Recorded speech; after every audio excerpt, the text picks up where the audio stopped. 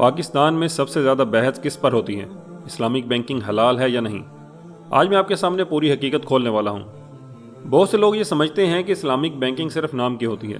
اصل میں یہ بھی روایتی یا کنونشنل بینکنگ ہی ہے، لیکن میزان بینک میں ہر پروڈکٹ آئیفی شریعہ سٹینڈرڈز کے مطابق اپروو ہوتی ہے۔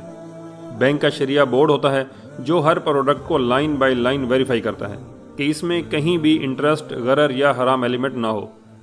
سیونگز اکاؤنٹ سے لے کر کار اجارہ، ہوم مشارکہ یا انویسٹمنٹ سرٹیفکیٹس، سب میں اصل اثاثہ یعنی کہ ایسٹس موجود ہوتے ہیں اور پروفٹ اینڈ لاس شیئرنگ کا میکانزم چلتا ہے۔ اسلامک بینکاری میں لون نہیں دیا جاتا بلکہ ایسٹ بیک فائنانسنگ ہوتی ہے، یہی اس کا سب سے بڑا فرق ہے۔ پاکستان میں اسلامک بینکنگ کا سب سے بڑا اور سب سے زیادہ ٹرسٹڈ ادارہ میزان بینک ہے، جس کے لاکھوں صارفین صرف اسی وجہ سے اعتماد کرتے ہیں کہ یہ شرعی طریقے سے کام کرتا ہے۔ اگر آپ چاہتے ہیں کہ میں میزان بینک کی کسی خاص پروڈکٹ پر ویڈیو بنا دوں تو کمنٹ میں پروڈکٹ کا نام لکھیں۔